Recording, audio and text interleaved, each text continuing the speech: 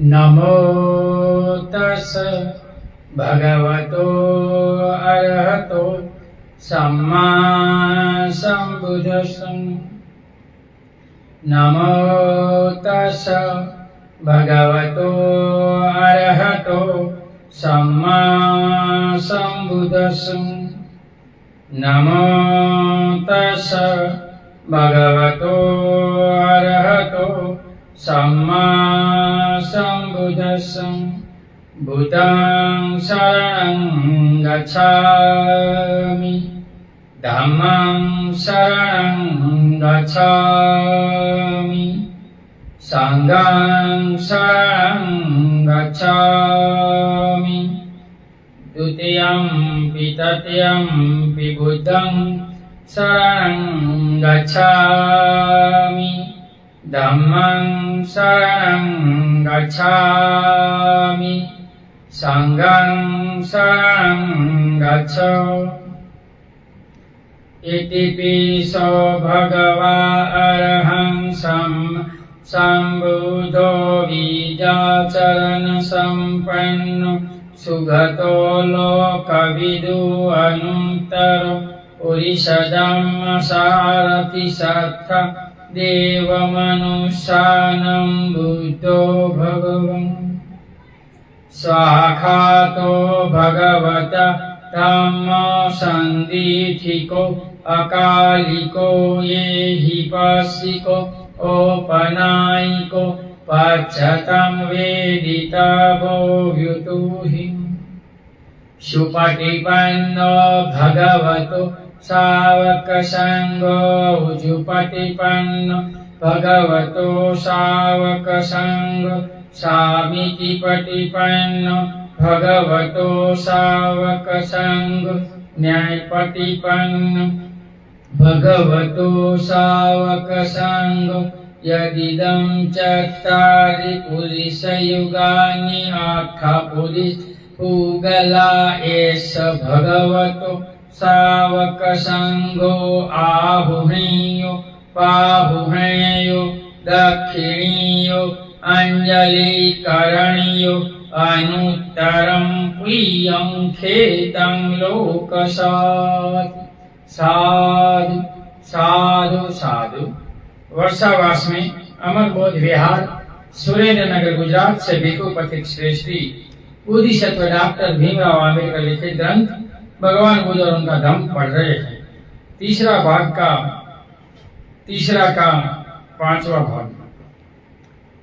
धम्म क्या है, इसमें आगे यज्ञ बलि कर्म में विश्वास अधर्म है।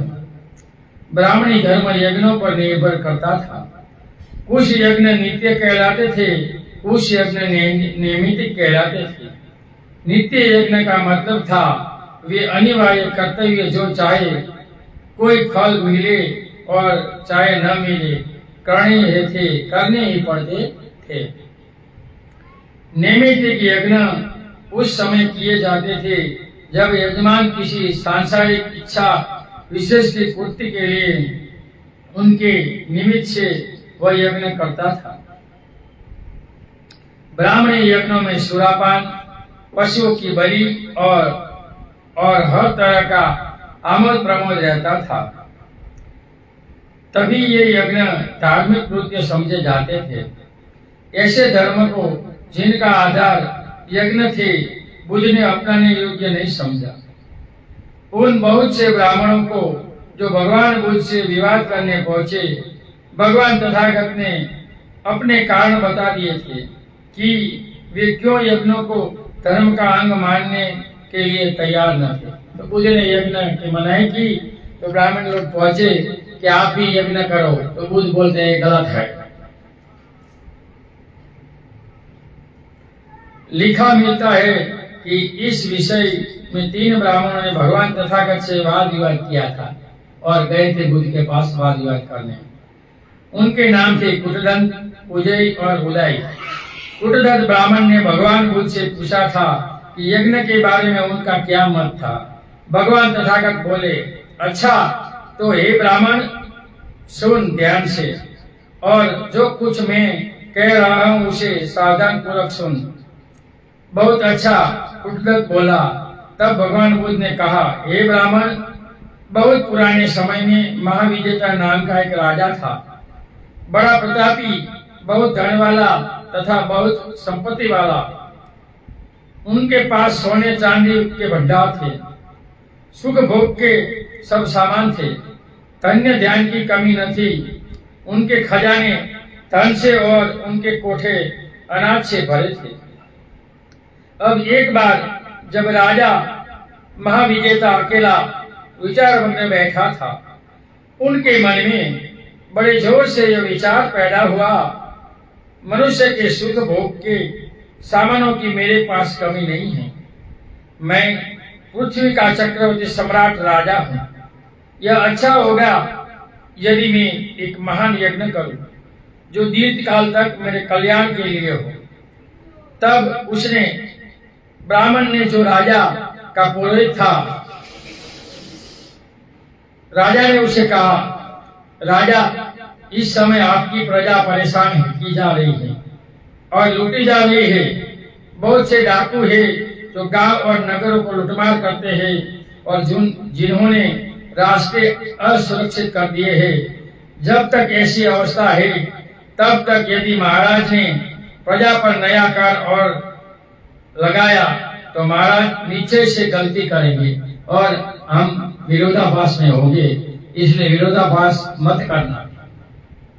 लेकिन हो सकता है कि महाराज यह सोचे कि मैं शीघ्र ही उन दुष्टों की सब कार्यवाहियां रोक दूं, उनको पकड़वा लूंगा, उन पर जुर्माना करूंगा, उनको देश निकाल दे दूंगा तथा उनको मरवा डालूंगा।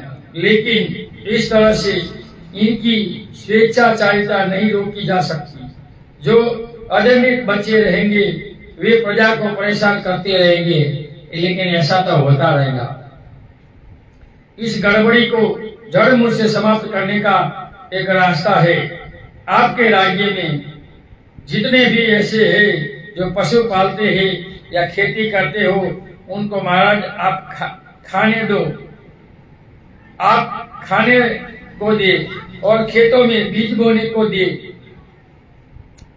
आपके राज्य में जितने भी ऐसे जो व्यापार में लगे हैं, उन्हें महाराज आप व्यापार करने के लिए लोन दे। आपके राज्य में जितने भी ऐसे हो सरकारी कर्मचारी, महाराज आप इनको भोजन और अच्छा वेतन दे। तब तक कोई अपने काम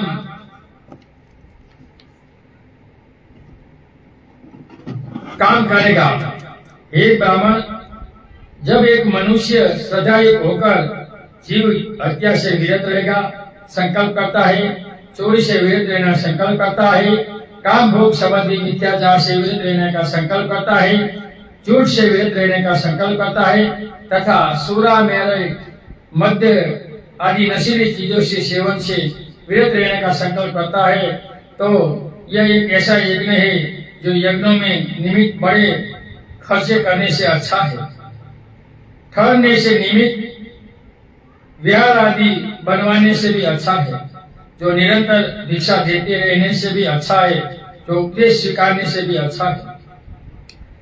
जब भगवान बुद्ध ने यह कहा तो उद्दंड ब्राह्मण को भी कहना पड़ा, समण गौतम, आपका कथन सर्वश्रेष्ठ है। समण गौतम, आपका कथन सर्वश्रेष्ठ है। दूसरा भाग। अब ब्राह्मण उदय ने भगवान से पूछा, समण गौतम, क्या आप यज्ञों के प्रशंसक हैं? ब्राह्मण, न मैं हर यज्ञ की प्रशंसा करता हूँ, न मैं हर यज्ञ को सदोष कहता हूँ। हे ब्राह्मण, जिस किसी यज्ञ में गाय को मारा जाए, बकरियां और भेड़ों को मारा जाए, मुर्गे मुर्गियों को, सुअरों को काटा जाए और भी दूसरे नाना तरह के प्राणियों की हत्या हो, इस प्रकार के यज्ञ जिसमें पशु बलि दी जाती है, ब्राह्मण मेरी प्रशंसा का पात्र नहीं है। मैं ऐसे यज्ञ को नहीं स्वीकारता। ब्राह्मण वो हिंसा है। हे ब्राह्मण, ब्राह्मण कहता है ऐसा क्यों? हे ब्राह्मण, इस प्रकार के यज्ञ में कि जिससे पशुओं की हत्या होती है, न तो श्रेष्ठ जन पास पटकते हैं और न श्रेष्ठ मार्ग पर चलने वाले के पास पटकते हैं। लेकिन हे ब्राह्मण, जिस यज्ञ में गायों को मारा नहीं जाता, पशु की हत्या नहीं होती, ऐसा यज्ञ मेरी प्रशंसा के पात्र है। उदाहरण के लिए चिर स्थापित दान या परिवार के सदस्यों के कल्याण के लिए त्याग। ऐसा क्यों? क्योंकि ब्राह्मण जिस यज्ञ में पशुओं की बलि नहीं दी जाती, ऐसे यज्ञ के पास श्रेष्ठ जन भी आते हैं और वे भी श्रेष्ठ मार्ग पर आरूढ़ होते हैं।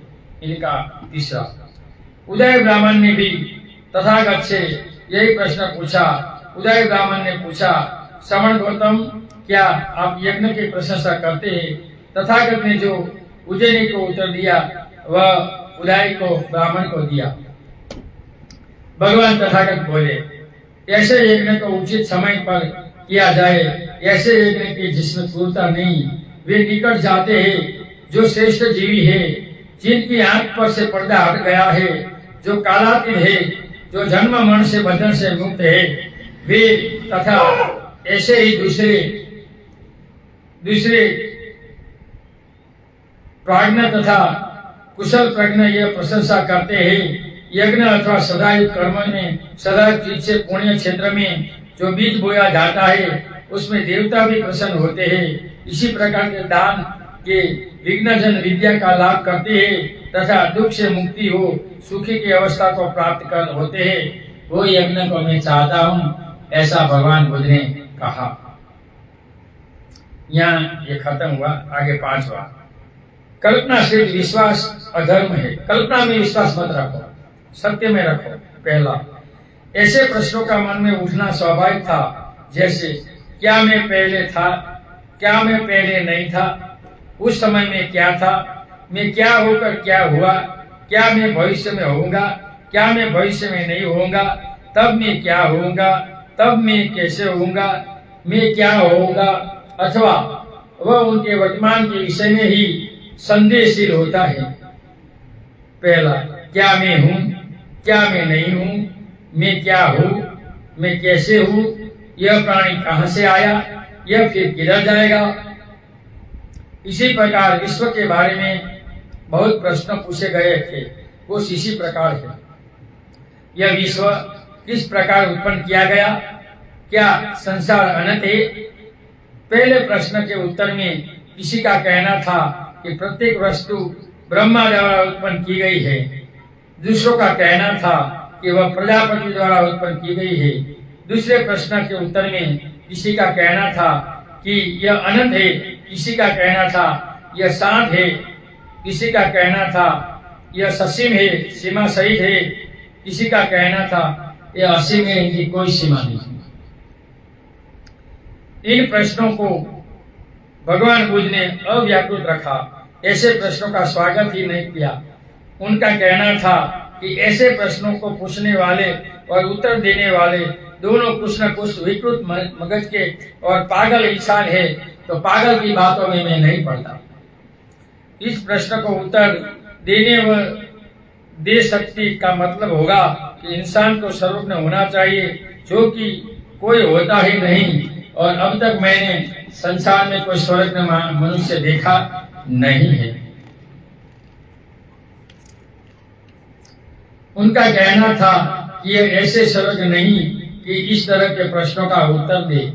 कोई भी यह दावा नहीं कर सकता कि जो कुछ हम जानना चाहते हैं वो हम जानता है, और न कोई यह दावा कर सकता कि किसी भी समय को कुछ हम जानना चाहते हैं वह हम किसी को हर समय ज्ञात रहता है। हमेशा कुछ न कुछ अज्ञात रहता ही है। कोई व्यक्ति दुनिया में सर्वज्ञ नहीं है, ऐसा यहाँ भगवान बुद्ध का कहना है। कुछ न कुछ बाकी रहता है, क्योंकि जगत परिवर्तित है, इसलिए अनित्य जगत है। इन्हीं कारणों से भगवान बुद्ध ने ऐसी सब बातों को अपने धर्म से दूर रखा और इनको अधर्म कहा कि विकृत माइंड के मनुष्य है जो ऐसा सवाल करते हैं। उनकी दृष्टि में जो धर्म ऐसी बातों का अंग माने वह अपनाने योग्य नहीं है, वो अधर्म है।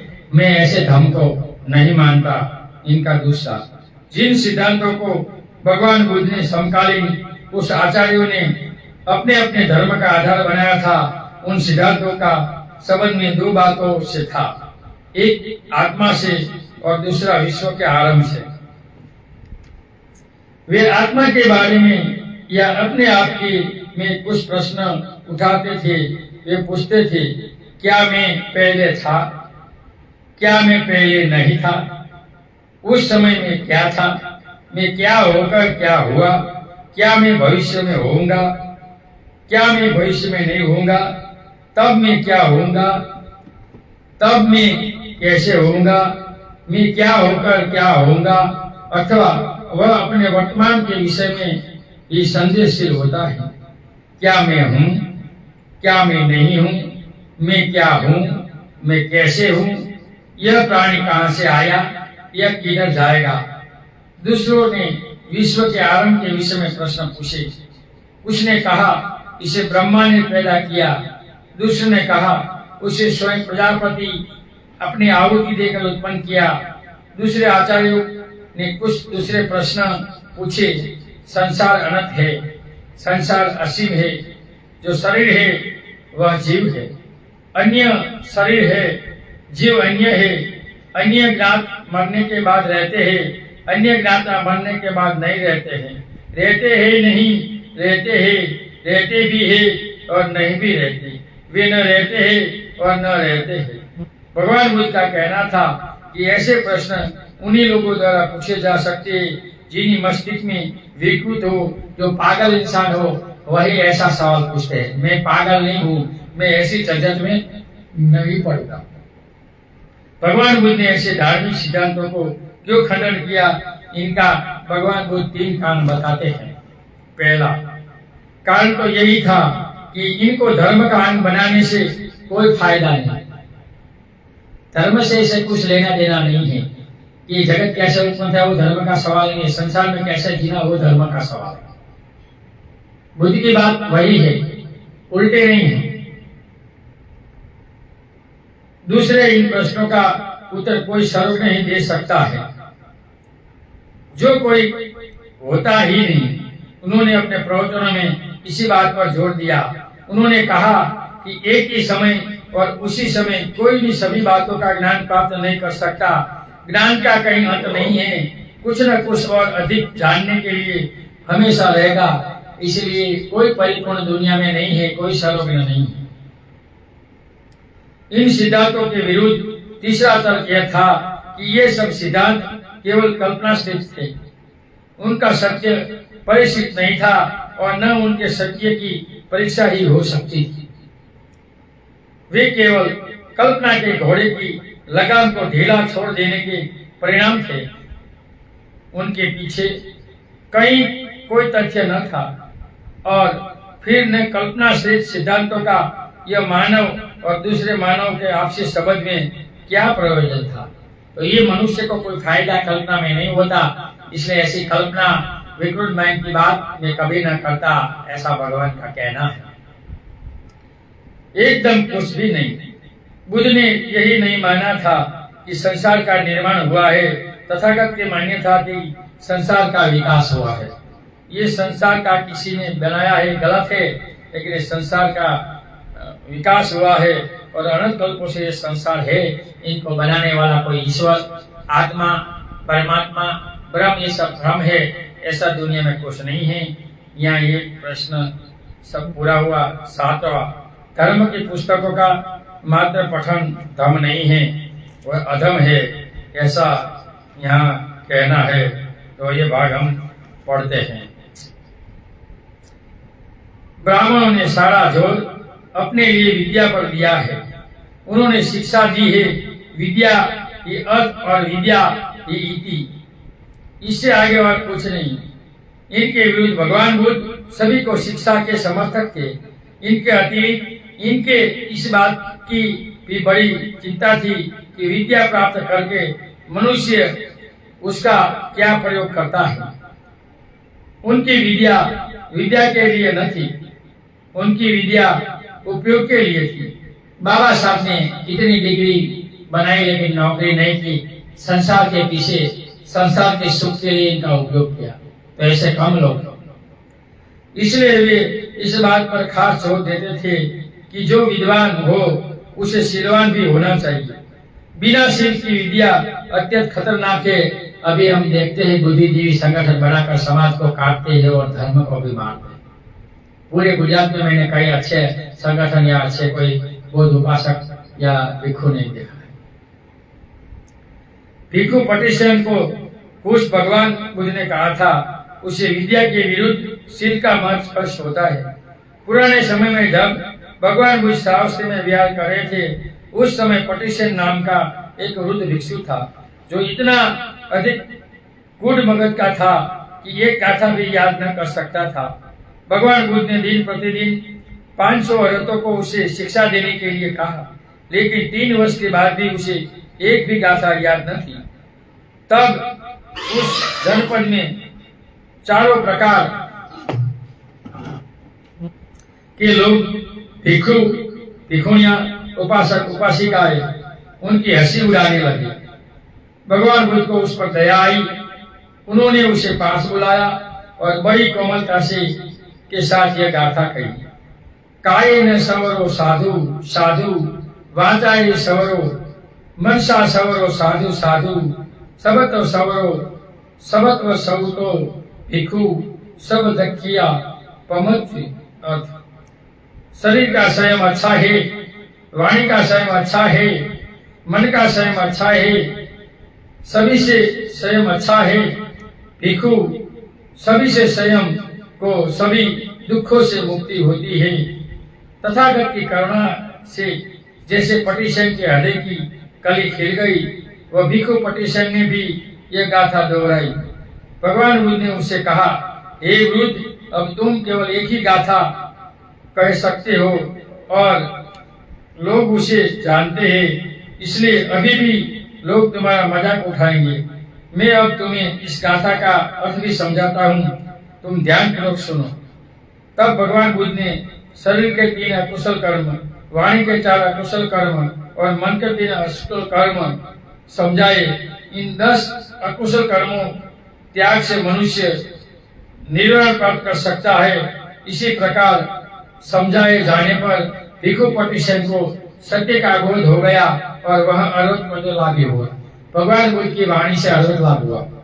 सिर्फ 10 शील पाले, 3 काया का कि मैं हिंसा नहीं करूंगा, चोरी नहीं करूंगा, व्यभिचार नहीं करूंगा। 4 वाणी का, मैं झूठ नहीं बोलूंगा, निंदा नहीं करूंगा, गाली गलौज नहीं करूंगा और मैं व्यर्थ बकवास नहीं करूंगा, धर्म की बात करूंगा। 3 मन का, मैं लोभ नहीं करूंगा, क्रोध नहीं करूंगा और मिथ्या दृष्टि में नहीं रहूंगा, ईश्वर आत्मा परमात्मा ब्रह्म को नहीं मानूंगा। सिर्फ ये 10 शील में वो भगवान के से सुनकर अर्थ हो गया। देखो कितनी श्रद्धा। बिना श्रद्धा तुम कोई कुछ नहीं कर सकते। बुद्ध धर्म में आपको श्रद्धा होनी चाहिए। बुद्ध धर्म संघ और शिक्षा में एक्सेप्ट करना सीखो, झूठा तर्क मत करो, तुम्हारा कोई कल्याण होने वाला नहीं। अब इस समय विहार में 500 भिक्षुणियां रह रही थी। उन्होंने अपने में से एक को भगवान बुद्ध के पास भेजा कि वे किसी भिक्षु को उनके धर्म उपदेश देने के लिए भेजिए। उनकी प्रार्थना सुनकर भगवान बुद्ध ने वृद्ध पटिशन को ही इन्हें धर्म उपदेश देने के लिए भेजाना चाहा।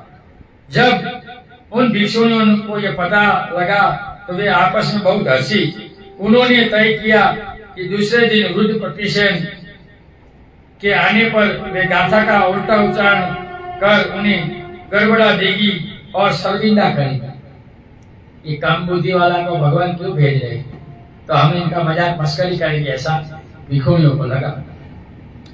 दूसरे दिन जब वृद्ध पटिशन आया, छोटी बड़ी सभी भिक्षुणियों ने उनका स्वागत किया और तब उसे अभिवादन करके समय के आपस में हंसने लगी। तब बैठने पर उन्होंने वृद्ध पटिशन को भोजन कराया। जब भोजन हो चुका और उनके हाथ धो लिए, तब उन्होंने उसे अपना देशना आरंभ करने के लिए कहा। उसने प्रार्थना करने पर वृद्ध पटिशन ने धम्मासन ग्रहण किया और अपना प्रवचन आरंभ किया। बहनों, मेरी बुद्धि अधिक नहीं है, मेरा ज्ञान कम है, मैं केवल एक ही गाथा जानता हूँ। मैं यह पढ़ूंगा और उनका अर्थ भी समझाऊंगा।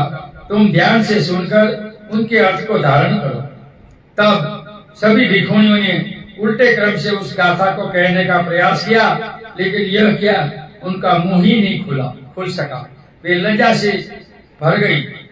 उन्होंने अपने सिर के नीचे लटका लिए। तब भगवान बुद्ध से प्राप्त शिक्षा के अनुसार वृद्ध पटिशन ने उन गाथा को दोहराकर उनकी व्याख्या करनी शुरू की। उनका देशना सुनकर सब भिक्षुणियों को आश्चर्य हुआ। उन उपदेश को सुनकर वे बहुत प्रसन्न हुई। उन्होंने उसे सिर के माथे पर स्वीकार किया और वे भी अरहत हो गए। देखो, कम बुद्धि वाले व्यक्ति से, इसलिए संसार में ज्ञान की जरूरत नहीं है, सिल की जरूरत है। बाबा साहब भी कहते हैं, मुझे पढ़े लिखे ने धोखा दिया। सिलवान लोग ने कभी धोखा नहीं देते। इसलिए लोगों को 5 शील 10 शील 8 शील आचरण करो, इसके बाद संगठनों में काम करो। हर संगठन टूटता है, इनका मेन कारण लोग सिलवान नहीं है। इसलिए लोग पढ़े लिखे लोग प्रज्ञावान नहीं है, इसलिए सिलवान नहीं, इसलिए पैसे के पीछे दौड़ते हैं और अपने इक्के दुक्के के संगठन बनाकर हम खड़ा कर देते हैं। इनके अगले दिन राजा प्रसन्नजीत ने बुद्ध प्रमुख भिक्षु संघ को अपने यहाँ भोजन के लिए निमंत्रित किया। रुद्र पटिसेन की भी विशेष उत्पन्न उपस्थिति पहचान उसे अपना भिक्षा पात्र लेकर साथ साथ चलने के लिए कहा। लेकिन जब वे राजा महल के द्वार पहुंचे तो उसे द्वारपाल ने, जो उसे पूर्व परिचित था, रुद्र पटिसेन को अंदर नहीं आने दिया। बोला, जो भिक्षु केवल एक गाथा जानता है, हमें उनका आतिथ्य नहीं करना है। तुम्हारे जैसे सामान्य के लिए स्थान नहीं है। अपने से श्रेष्ठ लोगों को रास्ता दो और स्वयं चल दो, तुम निकलो बाहर। इनको पता नहीं था कि ये अरहत है और इनके पास तो भगवान का पात्र था, क्या कर बाहर खड़ा था। तद अनुसार पटिसेन दरवाजे के बाहर बैठ गई। अब भगवान बुद्ध आसन पर विराजमान हुए। उन्होंने हाथ धोए, लेकिन यह क्या, भिक्षा पात्र के लिए हुए पटिसेन का हाथ वहां उपस्थित था। भगवान बुद्ध ने जैसे हाथ धोया तो वहां जो हाथ पटिसेन का था, बाहर बैठा था, लंबा हाथ किया और पात्र वहां भगवान के पास नहीं, क्योंकि वो तो अरहत था। तो इनके पास 10 शक्तियां थी, तो वो शक्ति से अपना हाथ लंबा किया उत्तर मनुष्य धर्म से, और वहां भगवान के पास अपना पात्र देने के लिए लंबे हाथ किया। राजा, मंत्री तथा अन्य उपस्थित जनों ने यह देखा तो उन्होंने बड़ा आश्चर्य हुआ। वे बोले, ओ यह कौन है? भगवान तथागत ने उत्तर दिया, यह भिक्षु पटिसेन है। इसने अभी बोधि प्राप्त की है। मैंने उनके अपना पात्र, भिक्षा पात्र लेकर पीछे पीछे आने के लिए कहा था, किंतु द्वारपाल ने उसे नहीं आने दिया। तब पटिसेन को भी प्रवेश मिला और वहीं भी संघ में आज सम्मिलित हुआ। तब राजा प्रसन्नजीत ने भगवान बुद्ध से पूछा, मैं सुनता हूँ कि इस पटिसेन की कुछ योग्यता नहीं, यह केवल एक ही गाथा जानता है, तो उसे बोधि कैसे प्राप्त होगी?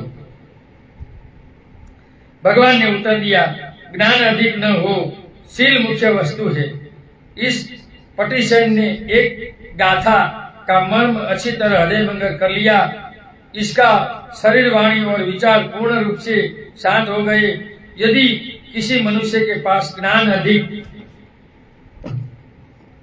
भी हो, किंतु यदि उनका आचरण तदनुसार नहीं हो, तो फिर यह सारा ज्ञान उस मनुष्य को विनाश मुक्त होने से नहीं बचा सकता। इसलिए ज्ञान है, लेकिन शील होना चाहिए। बिना शील का ज्ञान अच्छा नहीं। इनके बाद भगवान बुद्ध ने कहा, चाहे कोई मनुष्य 1000 गाथाओं का वाचन करे, लेकिन यदि वो उन गाथाओं के अर्थ से अपरिचित है, तो उनका यह वाचन किसी भी गाथा के वाचन के समान नहीं। वाचन करता है लेकिन जीवन में आचरण नहीं है, तो ये सब गलत है। बिना आचरण संसार में कुछ नहीं है, बिना आचरण से कुछ होता ही नहीं है। इसलिए आचरण होना चाहिए, जिसे सुनकर चित्त को शांति प्राप्त हो। बिना समझे हजारों शब्दों के उच्चारण का भी क्या प्रयोजन? लेकिन एक शब्द अर्थपूर्ण गाता है, बोलता है, जीवन में उतारता है, तो वो सही है। ज्ञान की जरूरत नहीं, शील की जरूरत है। या बुद्ध कहते हैं शीलवान बनो।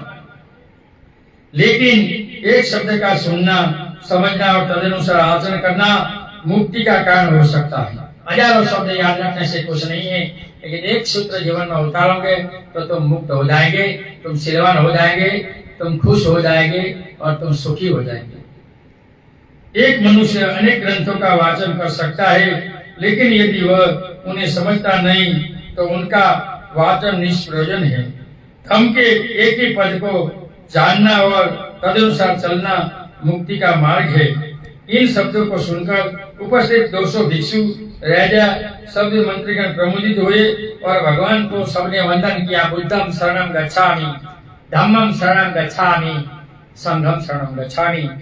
हमारा समय हो गया है, हम कल पढ़ेंगे दूसरा।